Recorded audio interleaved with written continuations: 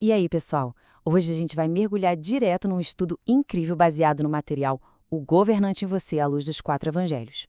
A ideia central aqui é muito atual. Tipo, como a gente deixa de ser só mais um rosto perdido no meio da multidão digital, engolido pelo barulho, e passa a assumir uma liderança de verdade com propósito e raízes profundas. Então, bora direto ao ponto e entender como essa transformação rola na prática. Sabe, é quase impossível a gente não parar para pensar na nossa rotina hoje em dia. Com essa urgência de estar online o tempo todo, fica aquela pergunta: será que a nossa geração está só rolando o feed ali no automático, meio que consumindo a vida dos outros para buscar uma validação rápida? Ou será que existe um chamado bem mais profundo para a gente sair desse modo zumbi? O texto bate exatamente nessa tecla.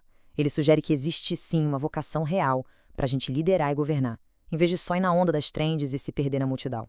Então, vamos para a primeira parte do nosso estudo, saindo do meio da multidão. Olha só, quando a gente olha para os relatos bíblicos, o chamado de Jesus nunca é um convite genérico, jogado ao vento. O chamado não é coletivo, galera. Ele é totalmente pessoal. A gente vive numa era em que os algoritmos das redes sociais tentam a todo custo colocar todo mundo em caixinhas, em bolhas, para prever comportamentos.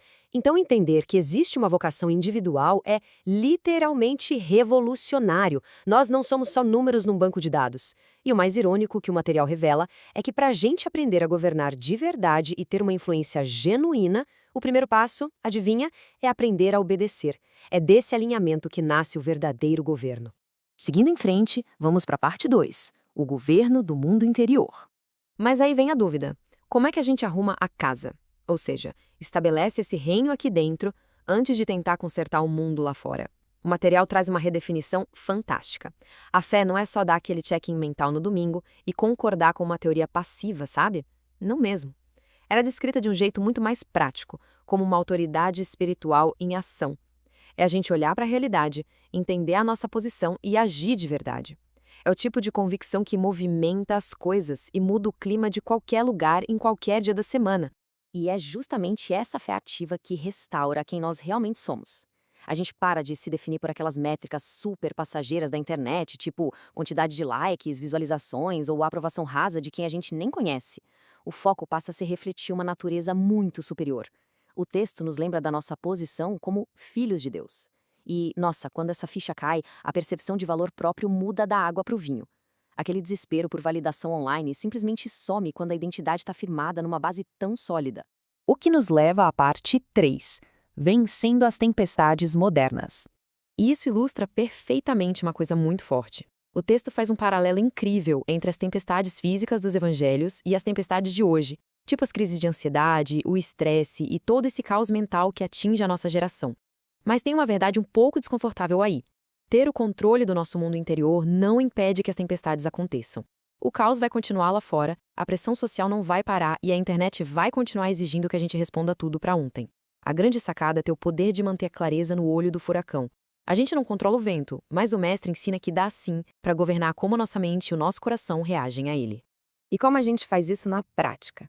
O texto entrega a chave de ouro, o governo do coração. São estratégias reais contra o pânico. Governar, na visão dos evangelhos, é amar sem aquela necessidade tóxica de dominar as outras pessoas. A gente vive numa cultura de cancelamento, né? Todo mundo pronto para julgar e apontar o dedo no primeiro deslize. Mas a liderança de verdade vai na contramão. Ela foca em restaurar e perdoar. É ter a capacidade de conduzir a própria vida e as nossas relações com misericórdia. Essas são, sem dúvida, as ferramentas mais autênticas para proteger a nossa saúde mental quando o mundo parece que vai acabar. Agora vamos para a parte 4, liderança autêntica contra a toxicidade. Gente, o contraste aqui é gritante. Pensa no que a sociedade aplaude hoje e compara com o modelo de Jesus. De um lado, a gente tem a influência digital tóxica, aquela obsessão por dominar a narrativa, aparecer mais que todo mundo e caçar aplausos a qualquer preço. Do outro, o exemplo máximo de liderança do evangelho: lavar os pés. É isso mesmo, servir ativamente para transformar a vida de alguém. É como se o evangelho virasse a pirâmide do poder de cabeça para baixo. Os maiores governantes não são os caras com milhões de seguidores que gritam mais alto nas redes, mas sim aqueles que têm a humildade e a coragem absurda de servir aos outros. E olha, isso está longe de ser só papo teórico, tá? Tudo se resume nas nossas escolhas do dia a dia. Cada decisão que a gente toma é como um espelho, revelando quem é que está de fato no controle da nossa vida. Nossas ações são um termômetro.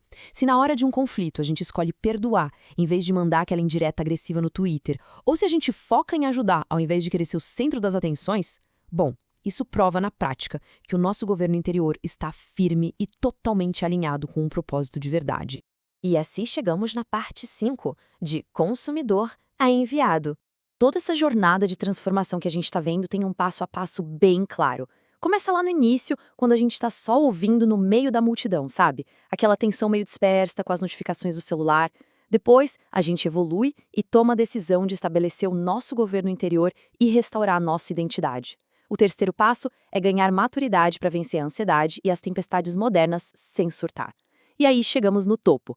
Assumir a posição de alguém que é enviado com uma missão real para o mundo. É a evolução completa. A gente deixa de ser só um consumidor religioso passivo no banco da igreja ou na frente da tela para virar um agente ativo que transforma o ambiente ao redor.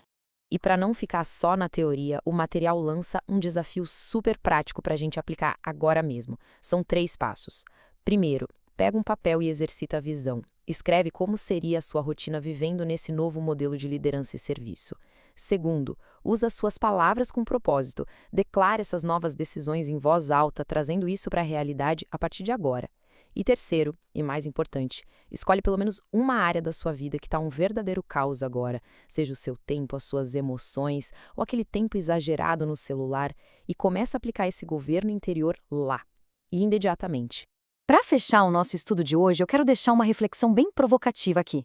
Em quais áreas da nossa vida a gente ainda está deixando o controle nas mãos de velhos hábitos e inseguranças? O que precisa mudar hoje, agora, para que a gente abandone a passividade e assuma de uma vez por todas o nosso papel de governantes autênticos? Fica o convite para a gente não deixar essa reflexão morrer aqui. Que esse seja o ponto de partida para um novo jeito de caminhar, servir e agir com muito propósito nesse mundo. Um grande abraço a todos e até a próxima!